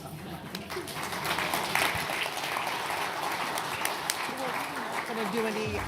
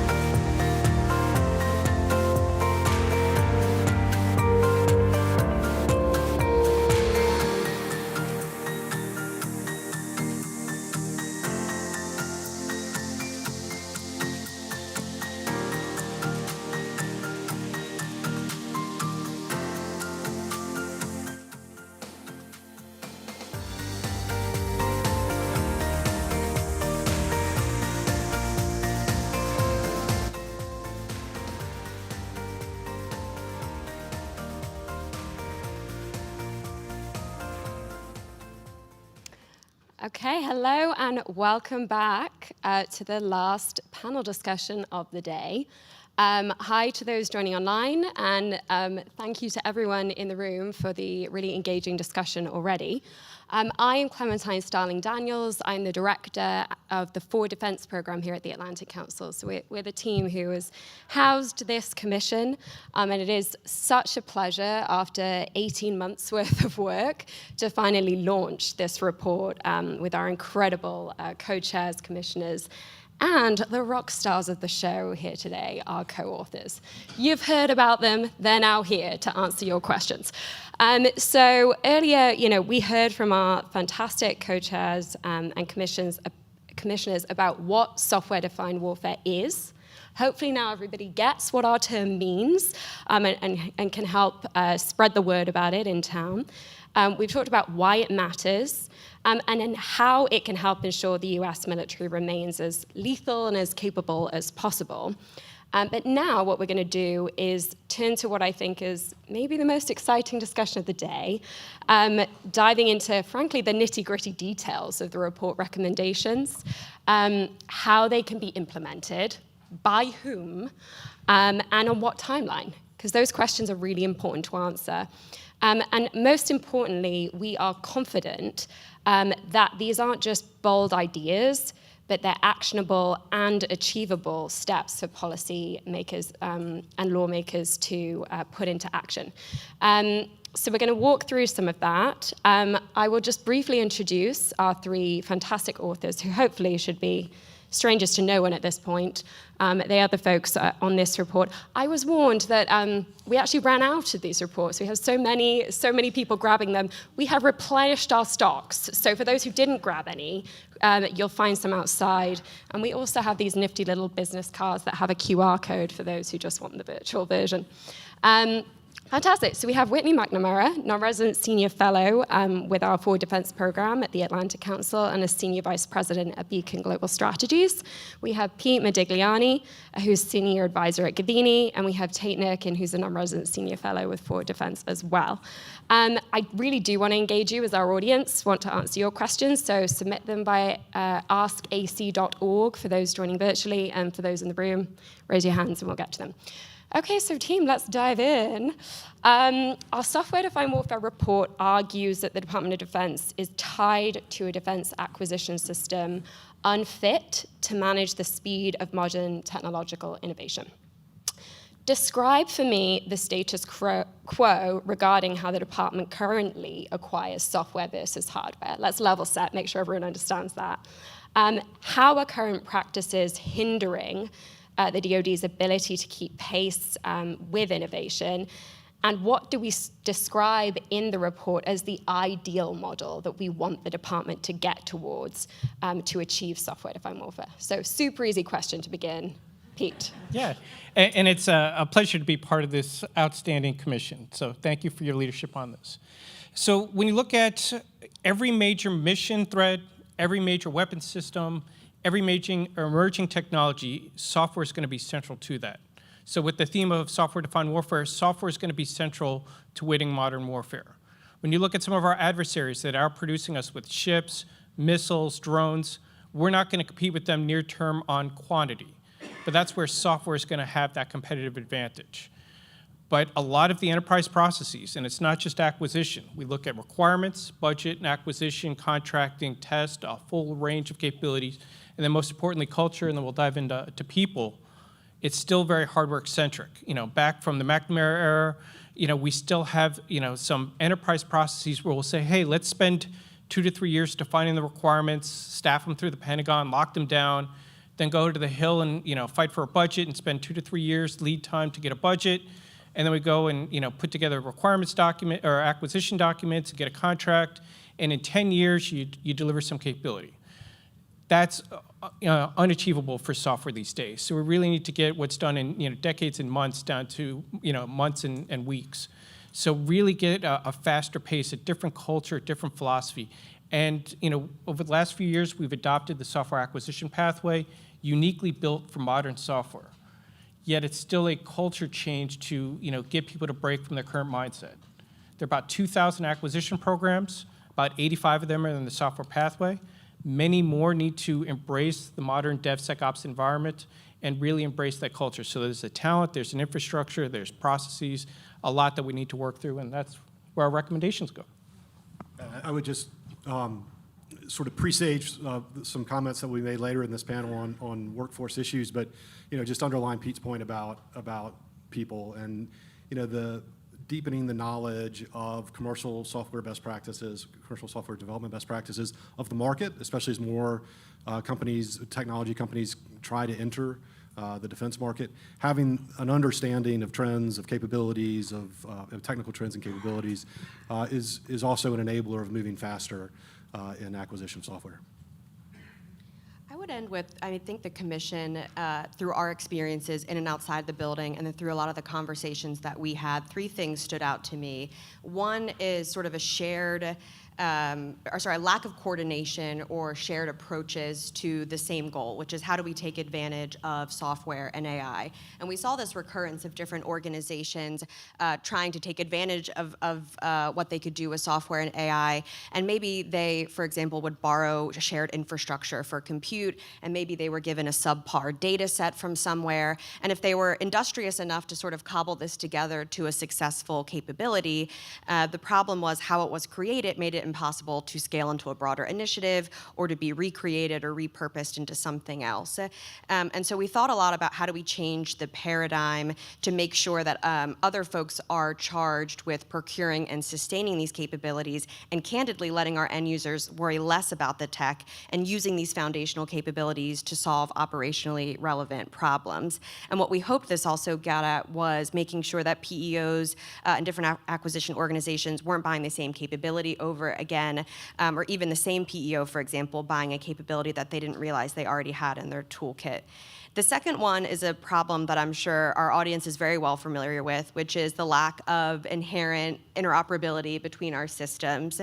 As you all know, right, systems are not bought or generated within the department with an interoperability requirement in mind. And so one of the things we wanted to put energy behind was not only making sure that newer systems had best practices in place to make sure that we were as interoperable as possible, but retroactively going back and looking at some of our legacy systems and making sure that we were making sure that there was a mission owner for integration between legacy and new platforms. And the last one I'd say is an issue that sometimes can seem peripheral to software adoption, but we really saw it as an enabler, which is test and evaluation, which came up in the last 2 panels as well. I think we still have a very hardware-centric paradigm for how we think about test and evaluation, and we haven't adopted our infrastructure and processes to think about how to test the underlying digital aspects of these capabilities. We have a cultural preference towards live. That makes a lot of sense if you want to test the mechanics of hardware, but it's just not suitable as we're looking to scale more software-based systems. Super. So Whitney, you've put a lot on the table that I'm definitely going to pull the thread on.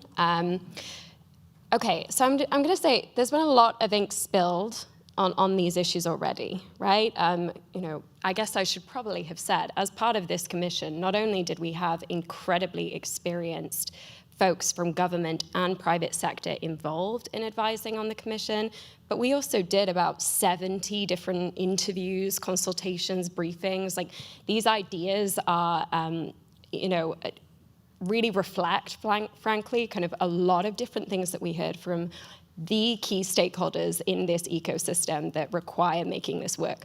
So, but tell me, and Whitney, I'm going to pose this question to you. Many smart people have put forward ideas on this. How did we all approach this? How did we think about how affecting real change and actually bringing something new to the table? I mean, I think we first started with the humility that we stand on the shoulder of giants, right? We're not the first software commission. We're probably not the 5th software commission. And we hope we're not the last software commission, candidly. There's still more work to be done. But I think one thing that we try to think about is, a lot of us have been in the building writing strategy implementation plans or executing on strategy implementation plans. And it's pretty difficult, honestly. We want to make sure that by the time these recommendations get to the GS13, they feel empowered to do it. They have authority to do it. They've got budget to do it. They feel like they're owning this problem. And so that's actually really difficult, is how do you create meaningful change, but make sure that as it works its way into the NDAA, into a Deputy Secretary memo, and down the chain to implementation, that you've empowered the end user to really do that you've set them up for success. So we think a lot about what's actionable, what's realistic, but also what's going to move the needle. And that drove a lot of our recommendations, not just good ideas, but what we felt could actually be done in the department. And I think we have a sort of unwritten rule from the first commission, no new organizations. We don't necessarily believe a new box on the org chart is going to move the needle. And as much as I'd love $1 billion for software-enabled systems, I worry after we buy it, we still would have the same paradigm changes that we're trying to address now. So trying to steer away from thinking that we could throw money at some of these problems as well, although happy to take some of that. Yeah.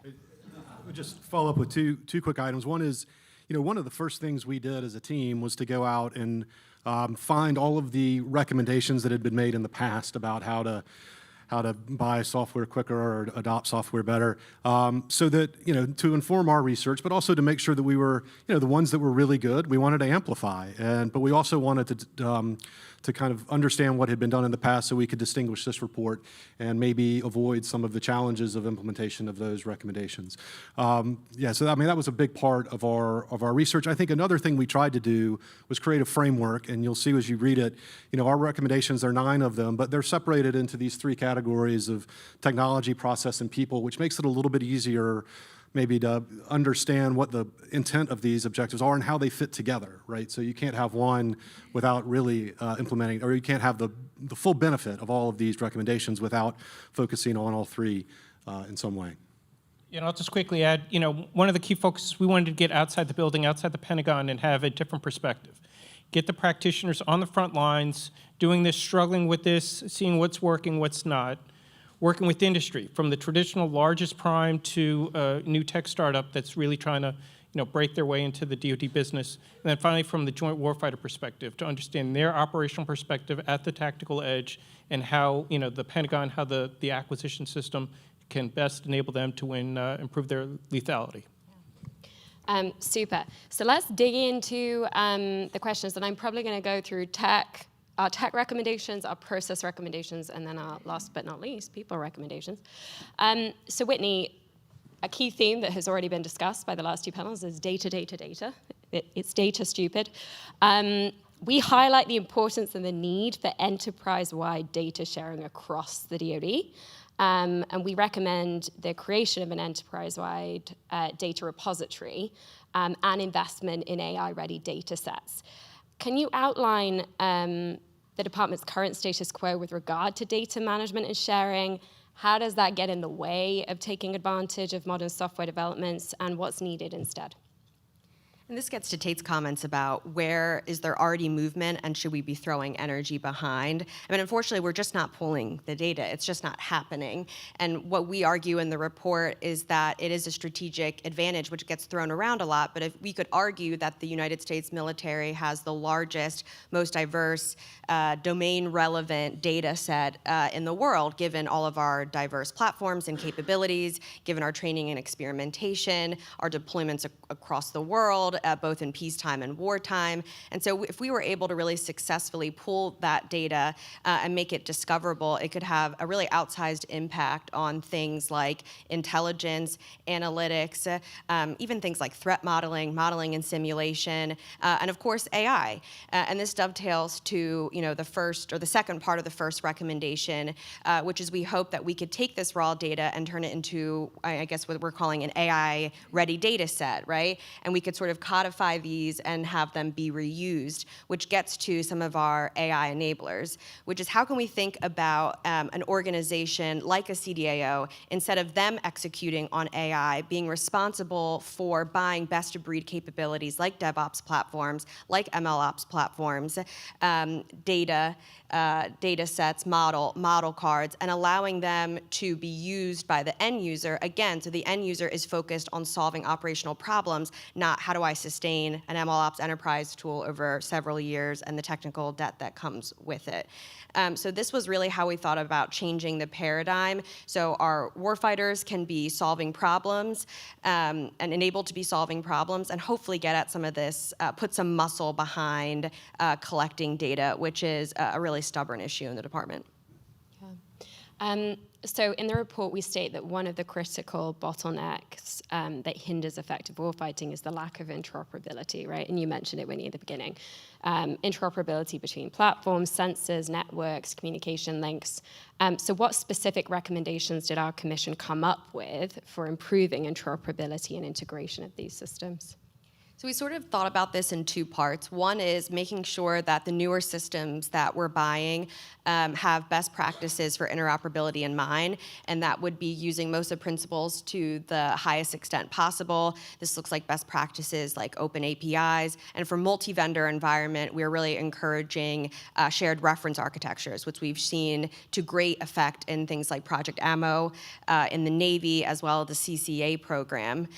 We also wanted to make sure for legacy programs, how do we retroactively figure out how to connect our newer systems with our older systems?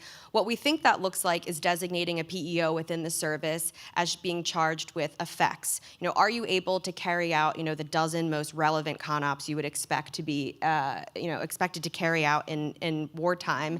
And as part of that, you should be simulating some of the software integration into that to determine what the gaps are. And then we would ideally charge a program manager either to sort of codify TTPs about how you overcome that inorganic integration, or does it look like procuring mission integration tools to sort of stitch together these ConOps to make sure we have flexible kill chains? The best practices for the newer systems, we also hoped makes us better, not across the services, not just across the joint force, but across allies as well.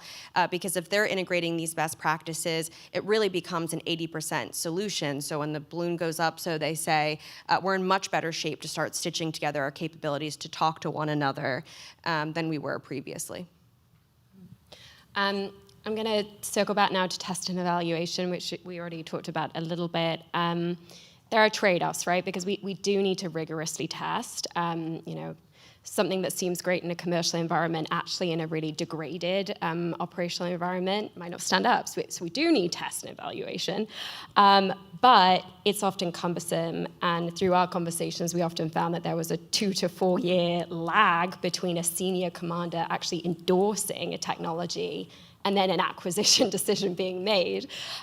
So can you tell us a little bit more about our recommendation that we put forward to modernize test and evaluation to help address these issues? Yeah, so we really saw that bias for live testing really just hurt the resources of organizations that were rapidly trying to test and evaluate software-based capabilities. Renting a field and going out to determine if a drone is behaving as you expected. If it doesn't, the field doesn't tell you why the drone attrited. And so it wasn't a productive way to sort of rapidly test and validate capabilities. And of course, the services have pockets of excellence in things like modeling and simulation, but these are pretty bespoke tools, and they're not necessarily accessible from a cost perspective or a timing perspective to organizations like a Defense Innovation Unit that we hopefully anticipate is meant to be buying some of these software-based capabilities at scale. So what we wanted to do is to sort of re-emphasize the need to reinvest in a digital infrastructure that allows us to quickly verify and validate some of these software-based capabilities and make it accessible specifically to organizations like DIU, not exclusively, but those that don't have anywhere else to go to make sure we're procuring, really robust capabilities. As part of that, I think a lot of the times we focus on deployment and then we go, well, what's next? And we haven't really given much thought to what comes after that. And it's a non-trivial issue, which is like, what is the data flow to make sure that we're retraining these systems through their life cycle? And that is a huge process change from our existing test and evaluation process, where in a hardware-centric model, we're injecting as much test and evaluation before the system deploys, and then we just anticipate it's going to act as if we've tested and evaluated evaluated it to. Whereas some of these capabilities, we anticipate them to adapt, evolve, even have different use cases over their life cycle.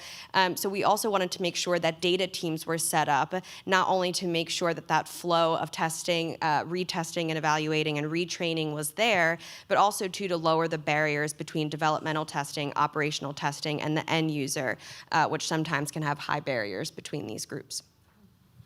Pete, I'm going to turn to you next. Process question. So Secretary of Defense Hegseth recently released an enterprise-wide memo directing modern software acquisition to maximize lethality. It was already mentioned by our co-chairs earlier. Obviously, it was great to see this because our report calls out this issue. And we note that while US law mandates that DoD prioritize commercial solutions before developing its own, that actually rarely happens in practice. So how can we build the right incentives and cultural shift within the department to ensure more effective and consistent commercial adoption? Yeah, so we were very excited to see Secretary Hegseth's memo really emphasizing the importance of software for modern warfare and to leverage commercial solutions openings, other transaction authority to lower those barriers of entry to get more companies in the mix. America has a sustainable competitive advantage for commercial software. The department needs to leverage that for a military advantage as well. So 10 U.S.C. 3453 is the statute that says you have to have a preference for commercial products and services. The department violates that law daily. We're special, we're different, we got to customize, we got to spend years developing some one-off solution, and then it doesn't meet the needs of the warfighters. So we really need to drive, part of our recommendation is to bake in from a requirements, acquisition, and contracting standpoint, checkpoints to say, did you work with industry? Did you have an ongoing relationship? Not just market research or one-off. Do you have an ongoing relationship with industry to communicate your operational needs, your environment, your constraints, your challenges with your legacy systems, or integrating with other systems in the environment, and then have a deep understanding of what industry has to offer, readily available or what's emerging in their pipeline. And not just the DIUs of the world, but the PEOs, the combat commands directly, that there's a shared understanding. And then from there, you could then shape your requirements smartly to then say, I'm not just going to build a big major weapon system, I'm going to develop an integrated suite of tools, leveraging commercial solutions where it's appropriate. And then you bake it into your acquisition and contracting strategies that you're not going to do your traditional FAR cost-plus contract and spend 18 months just doing contracting, that you do a rapid iterative approach that industry from the large traditionals to the new non-traditionals can embrace and get in the game. So it's a wide range of capabilities from looking at our R&D environment, looking at our software factories, to really say, are we embracing commercial where it makes sense and where are the opportunities going forward? So Ellen mentioned earlier the R word, requirements. I want to pull the thread on that a little bit further. So that is one of the big issues that at our commission highlighted, is that big R requirements process in DoD. So while joint requirements are critical, obviously, to ensure that the joint force is aligned around core priorities, the current requirements process really runs counter to rapid acquisition of software. What steps should the Department of Defense take to really transform and streamline requirements around software? And Pete, what would you say to the folks that are concerned about the risks associated with the exemption of software requirements? Yeah, so from our previous commission, one of the key recommendations was DoD needs to modernize its requirements process, and they're slowly getting that. They worked it into the NDA, there's key elements in the Forged Act, and the department's, I think there's gonna be some bold changes to the JSIDS environment. For software, we absolutely cannot spend years, spending years documenting requirements, getting it staffed through the building, and then lock that down. Software is such a dynamic environment. So we really need to, so part of our recommendation is exempt all software below the MDAP, the $1 billion threshold, exempt it all from the current JSID system as they go through some reform. At the service level, at the service and below level, work through modern requirements processes for software. So you have a capstone document of, I need some C2 software, I need software that does this high-level operational need, but then the real bread and butter is the dynamic environment, working closely with the warfighter at the edge getting their understanding of their environment, their needs, the prioritized needs, working with developers themselves, testers, engineers, and other key stakeholders. And it's a dynamic environment where you're getting some initial capabilities out the door quickly and iterating based on feedback from the operational environment, based on the threat environment, based on competing commercial and industry solutions, seeing best of breed, and then continuing to iterate and integrate. And that's the more dynamic environment for shaping requirements, leveraging DevSecOps, than the traditional, let's document it all and manage and test to that, lethargic JSONs environment. Yeah, thank you. So in the report, we call for removing restrictions on software funding, noting that current financial management regulations and budget constraints drive risk, delays, costs, and frankly, poor strategies. Elaborate a little bit on our recommendations to address this, overcoming these systemic barriers and roadblocks to software adoption. So that's the other big challenge, is looking at how software is funded. And this, our recommendation echoes the great work of the PPP Reform Commission. If you're on the front lines trying to acquire software, so there's the 2 to 3 year lead time for getting your budget squared away, which is an issue in itself, in addition to all the CRs. But then there's a 7,000-page financial management regulation that dictates, hey, based on what you're requiring, hey, if I'm going to buy it as a product, if I'm going to buy a development team, as I'm going to buy it as a service, that's different colors of money. Or there's arguments that say, well, is this new capability or am I upgrading a legacy system? And you get into these endless debates, and you're not able to reprogram money across the colors. So programs are then heavily constrained. They make bad decisions, or they wait 9 months to try to do some reprogramming of their funds. So these constraints, let's just remove these constraints. If Congress appropriated you funding for that software capability area, you should have maximum flexibility to go off and execute. So that's where we say, update the FMR. That's a whole, big long-term effort. So we said from a short-term surge, get the OSD comptroller to sign out a memo, whether it's the comptroller or deputy or someone to sign out the memo that says maximum flexibility for software funding, echoing the Secretary's recent memo, and then they could work it into the FMR. But really get that guidance down to the practitioners on the front lines to say, let's stop these endless arguments over color of money for software and just go execute as long as you're operating within the confines of what Congress appropriated you that funding for. Tate, I'm going to ask you a question and then I'll turn to the audience. People. Talent, it has come up as a common thread. And we argue that DoD urgently needs an influx of software experts. The FY22 NDAA directed the DoD to establish a software cadre to guide software acquisition and adoption. But really only a handful of engineers have been hired, and there's still a shortage of a software literate workforce in the department. So why is talent so important to kind of cracking this nut, and what strategies and incentives do we recommend to address this talent gap, especially with regards to kind of attracting talent in, retaining that talent, or kind of working with that talent outside of government? Yeah. So on the why, and it may be intuitive to many people in this room, but it's probably worth articulating nonetheless.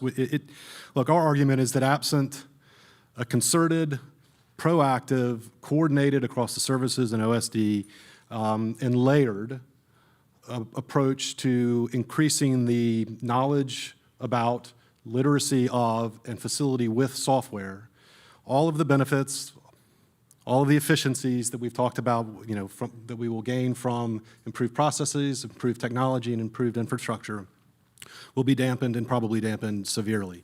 And the reason for that, of course, is because implementation belongs to people. Right? Senior leaders are going to manage the implementation of these new policies and approaches. Acquisition professionals are going to buy software. Operators are going to use software. And if they don't have a foundational understanding of how that software was developed, what value it can provide, why it's important, then I think we are going to lose a lot of the efficiencies that we hope to gain through implementing these policies.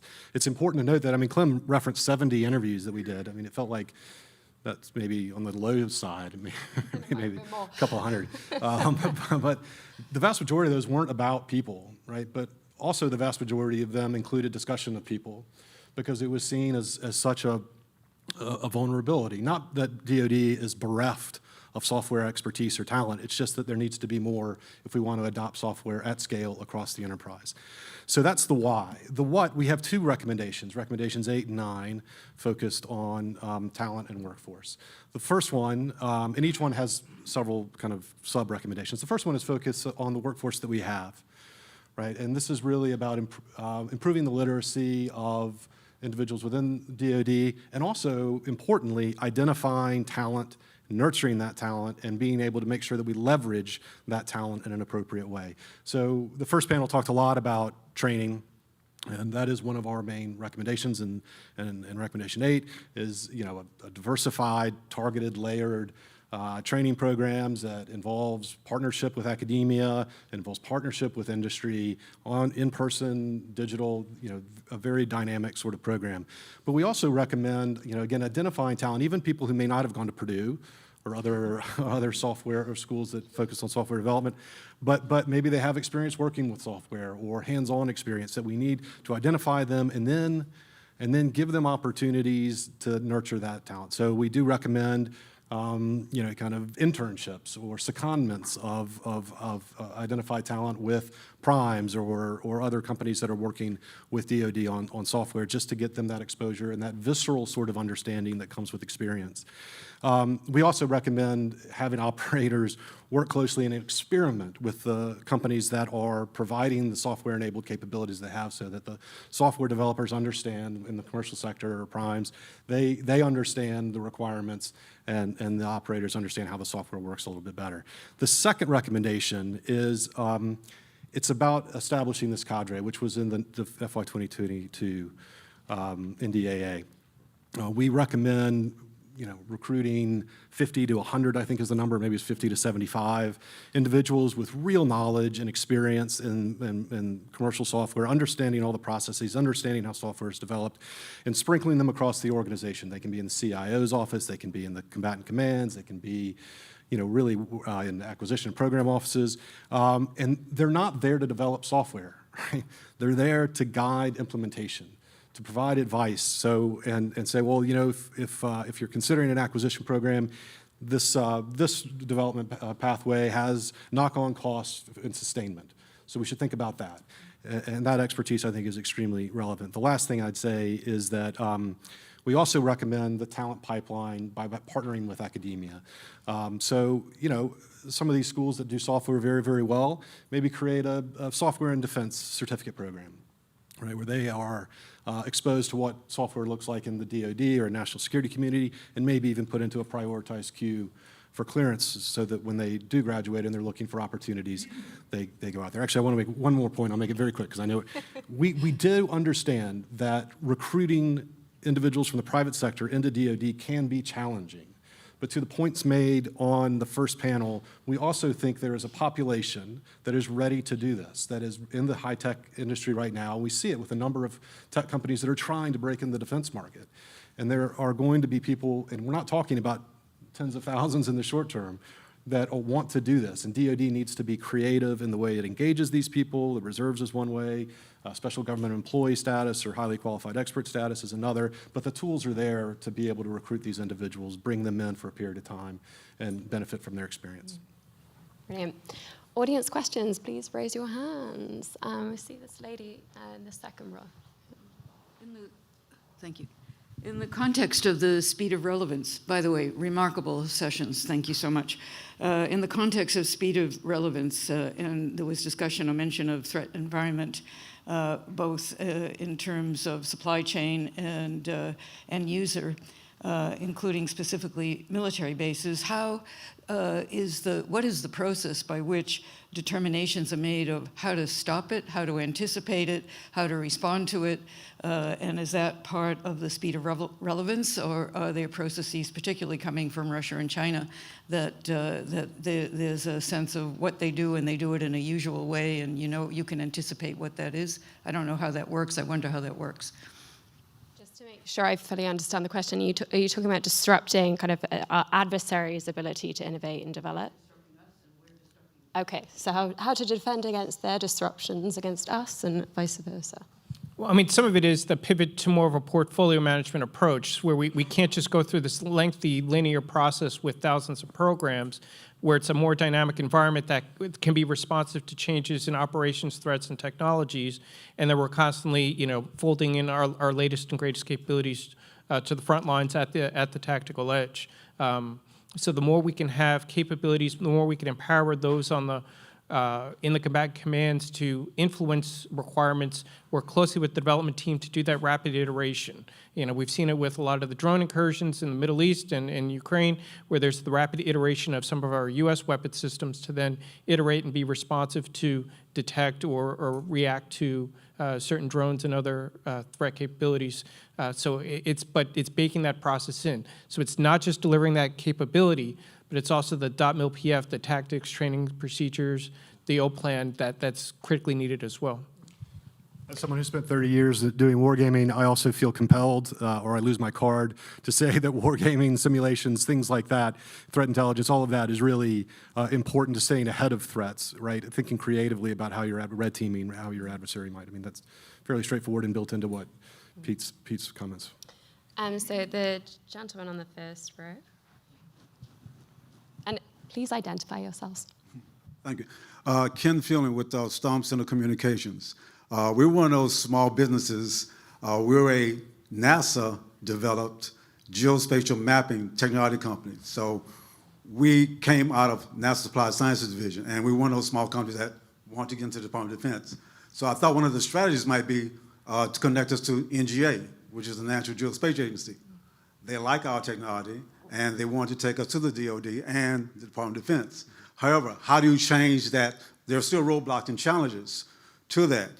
Oh, in addition, we also have phase 3 status of SBIR, Small Business Innovation Research. So we have all the tools and the capacity, but we're still running into challenges and roadblocks when it comes to connecting our dots to the Department of Defense. I've talked to some generals. They say that our technology could be a major benefit to them modernizing their digital modernization strategies at the Army and at the Navy. So maybe you might have some suggestions. I did get some insights from Secretary Esper and Fox, but I need further insights as to how we can kind of manage that maze to the Department of Defense. Yeah, and that is not an unusual story. Thoughts? I would just add, one of the frustrating things is we see pockets of excellence across the combatant commands and the services, but this really just emphasizes the culture change from the top down, which is sometimes you really need that champion that can stitch together your demand signal, your contract vehicle, and push it over what is sometimes just stagnation in the department. I think this is one of the things we tried to get at with our first commission, which is all the stars are aligning. Why isn't it's still working? And it's hard to unpack sometimes all the layers of why we sometimes get stuck there. But I would say finding a champion is a huge part of the culture change that believes in the outcomes and can help stitch together some of those demand signals you're receiving. We probably have time for only one more question. I see that the gentleman there in the back in the white shirt. I'm Dale Delaney from the British Chambers of Commerce. I like to use this analogy that, and it's, any member of the panel can answer this question. COVID kind of showed us, the pharmaceutical industry, for instance, is very notorious for how the gestation it takes from, drug development or vaccines to when, it's basically approved and rolled out by the FDA and others, right? And, when I listen to conversations here about the DoD and, the software, it reminds me of, the vaccine, development period. What would you consider to be like the DoD COVID moment that will kind of accelerate the acquisition of some of these softwares and kind of jump ahead of all of the processes that we're talking about in the roadblocks? Because we saw the fastest rollout of new vaccines ever in history because of COVID. Yeah, and this, I know Secretary Esper in our last commission kind of referenced Operation Warp Speed and his experience with that, and that is something we've talked about of like, how do we bring that to defense innovation? Thoughts from our panelists? Conflict. That's the ultimate measure, So what we're seeing in the Middle East, what we saw in Ukraine, we understand the threat China and the Indo-Pacific region brings. I believe the department's number one priority is how do we get capability into the Indo-Pacific region to deter conflict. So we can't wait for that critical issue to then react, because we've seen going even back to World War II, it took years for the department and the industrial base to react to that. So we need to get out ahead of it, get that capability out into Indo-PACOM quickly to deter conflict going forward. Yeah, I just say that that's a real big objective of this report, is to avoid the catalyst being catastrophe. This goes back, I think, to the first audience question, which is, I always bet on us. Like, at the end of the day, I bet on us. I know China has a lot of people to throw at the problem, but I believe in our entrepreneurial risk-taking culture. I believe in our culture of mission command. I think we just have to get out of our own way. I think where we see this is, I think when a conflict starts, we'll adopt very quickly. What can we be doing in the interim that makes our lives easier when that happens? Not to say that there won't be lessons learned. I think a sense of urgency can't supplant being in war, unfortunately, in terms of creating urgency to solve some of these problems. But I think that's a lot of what this is about, is like if we know this is coming, what would you do sort of retroactively 3 years prior, 18 months prior, to set you up for success? Yeah. I'm going to wrap with giving each of you a final word. Kind of what is a final message you want to leave our audience? Maybe lawmakers, maybe policymakers in the department. Call to action. I'm very optimistic on the window of opportunity for change. Some drastic change across the Pentagon, partners with Congress and industry. So I really see this as a defining moment to really go after and implement many of our recommendations and really move the needle on software. Yeah, I would concur with that and just reinforce the need for urgency. I would just hope we don't miss the chance to use this momentum. I think we saw this, under the first Trump administration, just a tremendous amount of momentum towards better software adoption, and they were able to achieve so much in that time. I think there is a renewed energy, and you really do need it top down. We've gotten that from the Hegseth Minute. You need it bottom up. We've seen amazing anecdotes, pockets of excellence across the services trying to do that. Sometimes, ideas from outside the department that hopefully arm the folks in the department trying to make changes are there too. We have that groundswell right now, and I would say that I hope we just don't sort of miss the opportunity to make as much change as we can while we have all this energy directed towards solving something as difficult as changing the way a huge bureaucracy makes, or paradigm changing about how we adopt software. Yeah. I'm going to close this out here. Firstly, huge thanks to our authors, both for this panel, but also their hard work in putting pen to paper and writing this fantastic report. There's a lot we didn't get to delve into, so what I would say to the audience is we want to engage with you on these issues. Contact us, email us, grab us after this event. There are very few people, I think, who really understand kind of the in the weeds of this issue than these three, as well as our many commissioners who are present here today. I want to thank you, our audience, for caring and coming and spending your time with us to understand the vision that we're putting forward. I really want to thank our generous supporters of this commission. None of this would have been possible without them. So I'm just going to name them. Our foundational sponsors, Booz Allen Hamilton, CAE, Helsing, Lockheed Martin, and Second Front Systems, as well as Illyria, Accrete AI, Adaga, Domino Data Lab, EdgeCase Research, Fathom 5, Fortum Technologies, Kodiak Robotics, Latent AI, Peraton, Primer AI, Saab, Saronic, Scale AI, and Skydio. Whew, that is a list for those looking to invest. Those are companies you might want to look at. Looking ahead, this is not kind of the end of the road here. We launched this report. We want to help people who can actually action it out. Do so. So we're a resource. Please see us that way. And we will have follow-on work.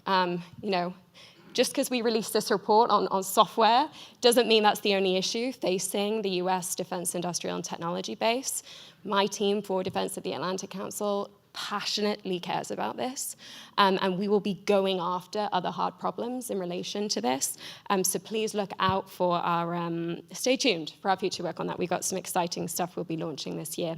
As we conclude, I just ask that our audience members exit through the back doors on the right and proceed towards the elevators. For those staying, please check in with our staff at the back left door. And with that, thank you all very much for being here and engaging with us in this discussion.